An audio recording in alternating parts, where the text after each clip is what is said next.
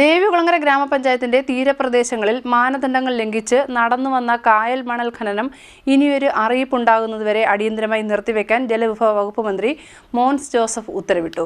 മന്ത്രി എം ലിജുവിന്റെ ഇടപെടലിനെ തുടർന്നാണ് മേജർ ഇറിഗേഷൻ എക്സിക്യൂട്ടീവ് എഞ്ചിനീയർക്ക് ജലവിഭവ മന്ത്രി ഇത് സംബന്ധിച്ച നിർദ്ദേശം നൽകിയത്. ദേവികുളങ്ങര ഗ്രാമപഞ്ചായത്തിന്റെ തീരപ്രദേശങ്ങളിൽ മാനദണ്ഡങ്ങൾ ലംഘിച്ച് നടത്തിവരുന്ന കായലിൽ നിന്നുള്ള മണൽ ഖനനം ഇനിയൊരു അറിയിപ്പുണ്ടാകുന്നതുവരെ അടിയന്തരമായി നിർത്തിവെക്കാൻ ജലവിഭവ വകുപ്പ് മന്ത്രി മോൻസ് ജോസഫ് ഉത്തരവിട്ടു.